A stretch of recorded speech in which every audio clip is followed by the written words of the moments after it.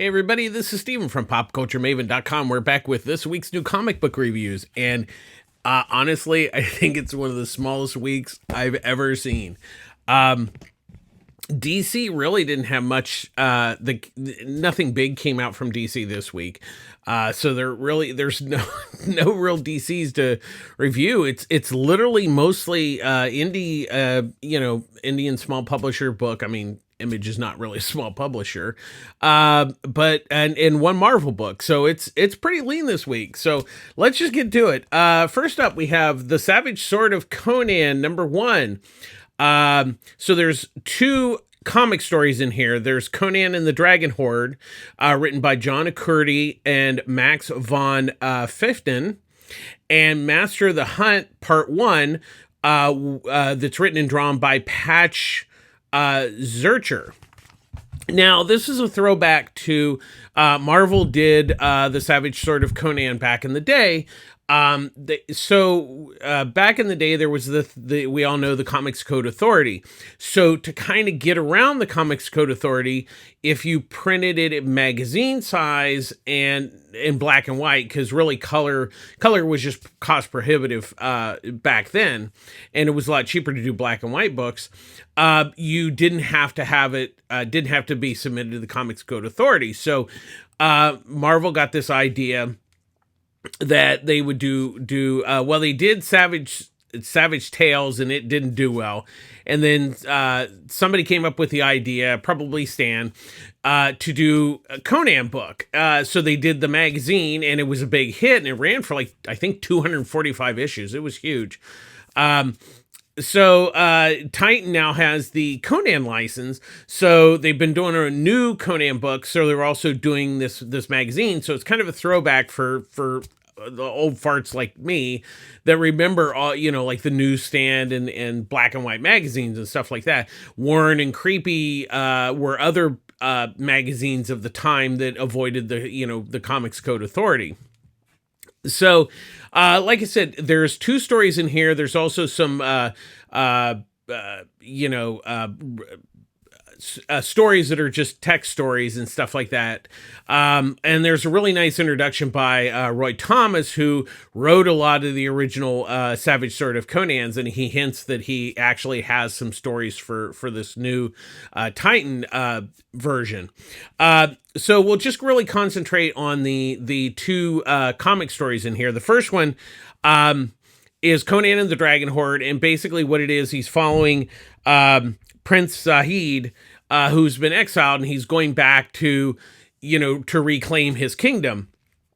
And so Conan is his general, and then there's also a female engineer who's made a new sort of weapon.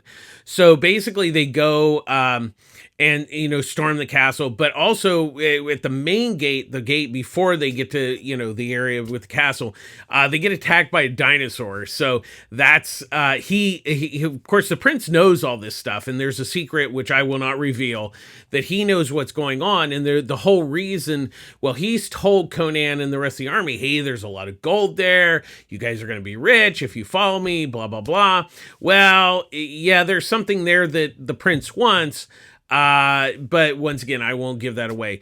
The story is actually really quite good. The only kind of problem I had with it, Fafane's, his artwork's really, really good, but the problem is it almost looks like it was drawn in color, and it just with because it's kind of, it's newsprint type paper, and it's in black and white, and it just, I mean, it looks amazing, but then there's kind of like, it just doesn't feel right. There's a slight feel that just, it doesn't detract from the story in some respects, but it just seems like, it's not so much that it needed to be line artwork. It just seems like it just doesn't really take advantage of the black and white format. That's really, for me, like I said, it's not a killer. It's just kind of like, it just seemed a little off in that respect. Now, the second story is a Solomon Kane story, which is also a Robert E. Howard creation.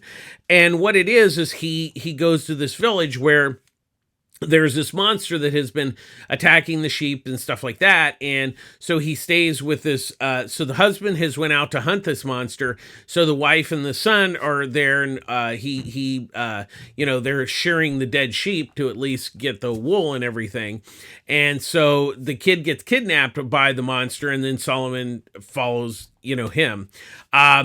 The story is really good. The art by the story and art by Zurcher is really quite nice. Now it is a part one, so it's going to continue in the next issue. There's also some pen ups, one of them by Howard Chaykin, and like I said, there's some text stories to go along with it. I think it's actually it's actually a good deal. It's only $7. You get the Dragon Horde's actually really a solid full story. And then of course, the Solomon Kane is a part one, but it was really a good, it was like, oh, I'd like to maybe read the second part and kind of see where it goes.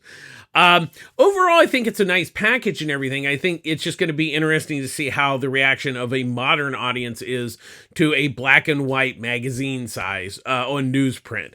But if you're a fan of Conan, I think it's well worth checking out. And plus, I think it's kind of nice to get a Solomon Kane story. So that's for me kind of a bonus. So I think it's worth checking out. I mean, I like it, and I like the nostalgia of it too. We'll see if that translates to a modern audience. Next up, we have Rare Flavors number 4, written by Ram V, with artwork by Philippe Andrade. So this issue, Ruben was captured by, these guys who know who he is, who knows he's a cannibal, and he's kind of like an immortal god. That's kind of the easiest way to put it, which we kind of learned this issue. And Mo, who he's hired to make a documentary about, food and stuff, and him. So Mo rescues him from the two guys that have captured him, and so really this issue is about the origin of Reuben, who is Baksura the Terrible. So we, kind of goes back to, like really ancient times, like the BCs, and so we really learn, where Reuben came and how he came to be about not so much being a cannibal, but, how food became very important in his life. Once again, this is the same team who did The Many Deaths of Layla Starr. This book is amazing. And not only is it amazing, each issue has a recipe, and they're very unique and different recipes, and I like it. And I like how Ram ties these recipes into the story.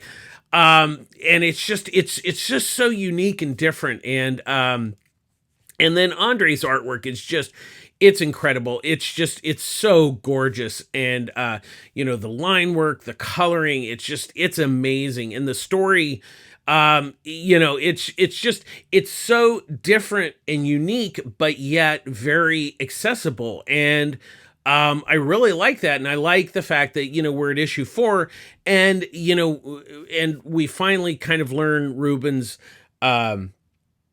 origin. And it really, we've gotten to know him. I mean, yeah, he's a cannibal and everything, but it's not quite what it seems. And I think that's, a testament to Ram V's writing that, he's just a cannibal, he's bad. And it's like, it's not that simple. And people don't realize that most of the things in life are gray areas. And I like what Ram has done with the story. And then you have Andre's artwork just comes in and just makes this book sing. This continues to be a must-buy comic. It just doesn't get much better than this, folks. Next up, we have Duke, number 3, written by Joshua Williamson, with artwork by Tom Riley.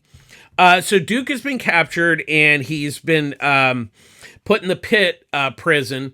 And, as we learned last issue, the Baroness is also in the pit. So that kind of brings into it. So what it is Major Bud has been hired by Cobra to go get, to finish Duke off. Duke has secrets, and, they, basically want to squish it. And so Chaos ensues, and a battle ensues. I really like what Joshua or Williamson is doing with this story. I like how. Once again, I'm not necessarily a big G.I. Joe fan, but he's just written a really intriguing story. I like how, Duke's kind of this, he's not washed up, but it's like he doesn't really want to work for, like the government and stuff, and putting all these things like, once again, I don't know all the characters in the G.I. Joe universe, but I know certain ones like the Baroness and things like that, but he's made it very accessible for not only fans of G.I. Joe, but people who are not familiar. It's just good. It's just really good storytelling. And then Riley's artwork just really does a nice job. There's scenes in the prison early on where it's just they're talking and everything. He conveys the emotions of the scene, and then of course the action is just really well done. I'm really liking what Skybound's doing with the Energon universe with both Transformers and G.I. Joe. Although the Cobra Command book is still really weird, but it's kind of amazing in a really weird way. But Duke's definitely much more straightforward, but I'm really enjoying it, and it's still worth checking out. Next up, we have Avengers Twilight #3, written by Chip Zdarsky with artwork by Daniel Acuna. So basically what it is kind of, so the world is in this post, superhero period. The government behind the scenes is running everything. And so, what it is Captain America has now, taken the super serum, and he's back in action trying to, take down this government that's kind of running everything. And so he's going to the Raft prison, because they keep villains there. They're doing medical experiments on like villains and stuff, and that's where Tony Stark is. So he's there to rescue Tony, kind of getting the band back together. So that's really what this issue is. Kind of a secret mission infiltration. Things don't go well, and Tony's son, James, is now the current Iron Man, and of course he's the government's backing him, and he ultimately tries to stop Cap and his little band. It does not go well, and there's a big surprise at the end, which I will not spoil here for readers. I'm really digging what Zdarsky's doing with this book. I mean, it's interesting because I heard a recent interview where he had done this book like years ago. And of course, I think it was like 2020 when he did it. And of course, there was the pandemic, there was, Trump and the craziness around the world. And it's interesting how he wrote it at that time, and yet it's still, it still fits in today's, like news and everything. And it's really a testament to like just writing a good story. Acuna's artwork is really amazing. This is a really good looking book. I'm really digging this book. It's kind of a what if, Elseworlds type story. And I like the fact when you are able to, like Zdarsky's able to do this out of continuity. He gets to do whatever he wants. He gets to use whatever character he wants. And that's what I love about this book. It's definitely well worth checking out and buying this week. Next up, we have Godzilla War For Humanity #4, written by Andrew McLean, with artwork by Jake Smith. Now, I know this book has been running a little late, but so basically the premise is there's Zoosporia is this new kaiju who's able to infect other kaijus, and then kind of they go crazy and start destroying stuff and each other. And so what it is Dr. Yoko Honda she's with this team of like scientists and engineers that have created basically like a giant robot to attack Zoosporia. It did not go well last issue.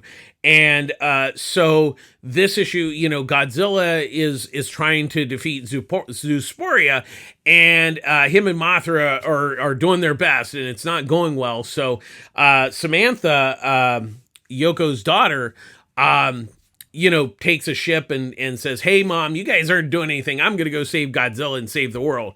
And that's pretty much what this issue is. I'm really digging this book. Unfortunately, with its kind of late schedule, I know it's going to be really kind of hard to find the previous issues. So at this point, I think maybe the next issue is probably going to be the last one. So I think it's 5 issues. So I think maybe, trade waiting for this one. But I really do like what Andrew MacLean's doing with the script. I really like it. He gets Godzilla. And then Smith's artwork is just so kinetic and just amazing and everything. I mean, honestly, this really it just pops as a really amazing visual Godzilla book. It's very different looking, but it's visually amazing. That's what I really love. But MacLean's story is really a lot of fun. So it's still worth checking out. If you can find the previous 3 issues, good luck. I hope you can, because I think it's well worth checking out. But I'm really digging it. But I do think it's also going to be a book that's really going to work extremely well when you kind of read it all in one shot too. Next up, we have Fire and Ice Teegra One Shot, written by Bill Willingham with artwork by Gabrielle D. Caro. So this is a standalone story about Teegra, who runs away because her father is going to do an arranged marriage, to strengthen the kingdoms. And so, when she runs away, she discovers that, well, first of all, she's, kind of independent. She doesn't want to be married off, and so really it's a kind of about this. So when she runs off, the king basically says, "Hey, anybody who finds her can marry her." And, of course, she's not going to go for that. She doesn't know this. So every kind of prince in the kingdom, all the other kingdoms, start to try to find her so they can marry her. And, there's it's a neat little adventure. It's a nice little side story from Fire and Ice. I think it does give a little bit more character to Teegra, which is actually, I think, really its point, and I did like that. DeCaro's artwork is really, really nice. That's the one thing I've really liked about the Fire and Ice books is the artwork is really, really amazing on these. And, of course, Bill Willingham is a really great writer. He's obviously his big thing is Fables. And he really brings that, good mythology to the Fire and Ice story. So it's well worth checking out, and it's a one-shot, so it's self-contained. So if you haven't read the Fire and Ice book, which I really enjoy too, it's a great extension of the movie, and I'm really digging what Dynamite's doing with this book. So definitely check it out. And finally, this week we have Deep Cuts number 5, written by Kyle Higgins and Joe Clark, with artwork by Junie Ba. So the neat thing I love about Deep Cuts is each issue is a standalone book, so you don't have to read 1 through 4. And each issue is done by a different artist. So this one's, the artwork's by Junie Ba. It takes place in 1968 in, LA. And there's a critic, Hudson Llewell, who works for, Ditch Bug magazine. And so he sent, he's originally going to cover this one rock concert, but the night before he decides to really whoop it up at his boss's party. And so his boss basically says, "Hey, you're not going to do that band you want to do. I want you to go and find out about this new jazz it's referred to as Spike X." And so he begrudgingly goes, and so Adler Burns is one of the jazz musicians who's doing this new sound, and of course Hudson doesn't really, he just wants to get the story, he just wants to get done with it and everything, so he pesters Burns, who it tries to explain to him it's not something you can just put in words. That's what jazz is. It's a feeling. And it's really an interesting story. I think it's interesting because this issue really doesn't, it focuses on jazz, but not from a musician's point of view. It's kind of an outside point of view, which I think is quite interesting. And I think it gives you some insight to jazz in general, how like it's, like looking at it from the outside. And that's what I really liked about this story. And then Ginny Baugh's artwork is amazing. He is absolutely the perfect artist for this story. And the way he captures not only the period, but just, that Hudson's a real jerk. And he really gets that across with the visuals and everything. I mean, it's all there in the script, but you have to bring it to life with the artwork, and Baugh really does that here, and I really, really like that. I'm really digging this book. I like the fact that it's an anthology. Each issue stands on its own, and once again, you have different artists, with the different artwork, and like I said, each one really fits the story that they've been doing. So this is well worth picking up. And once again, don't be afraid to just pick up this one issue, because it's totally self-contained, standalone. Any of the issues are all self-contained. They've all been really great so far. So definitely well worth buying this week. That's going to do it. It's like I said, it's a really small week. As always, public service announcement. I get all my comics at Pulp Fiction Comics, Long Beach, California. Ryan Skinner, the owner, he runs a great store. There's Annie, there's Wendy. Derek does their socials. It's a really great store, really good comic store. They have a pull service, so you don't miss any issues. It's great. You get a discount on your pull service if you subscribe to enough comics per month. It's not that many. I think it's only 10 to get the discount, which is pretty easy to hit with all the comics that do come out. He offers discounts on trades, graphic novels, manga, all ages books. He has a section of local comics and art from local artists and writers, which is really great. It's just a really great comic shop. And as always, really support your local comic shop. They're a real backbone of the industry. And I know a lot of stores are really struggling right now because the industry is kind of struggling. I mean, like the economy is crap, and I get we don't have a lot of extra money, but if you are buying your comics at your local comic shop, make sure you pick them up on a regular basis, because they have to pay for them before you get them. So definitely support your local comic shop. It's very important really at this time. And as always, we end our show with be kind to each other, and be kind to yourself. Being kind doesn't cost anything. It's good for you. It's good for other people. It's really simple. Basically, it doesn't cost anything to be kind.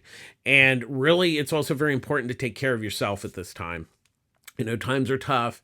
You hear, layoffs, in the news and everything, and the economy is just not great. The world it seems like it's coming to an end, and I get, that's one of the reasons why I love comics, is because it allows you to escape and everything. And there, it's just a fantastic medium, but just take care of yourselves and and just be kind to others. We need more kindness in the world, and little goes a long way. So take care of yourselves out there.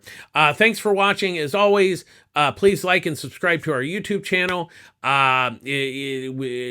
Comments are very much welcome. We've had some great comments lately, but thanks for subscribing. I really appreciate all the views, and please share the video too. And if you have any questions about, maybe whatever other things I should do, give me a chance, or give me a ring, or give me a comment, and we'll try. But it's really been tough with a 9-to-5 job trying to fit everything in. So, but take care of yourselves. This is Steven from PopCultureMaven.com. We'll do it again next week. Thanks for watching. Take care of yourselves. Bye bye.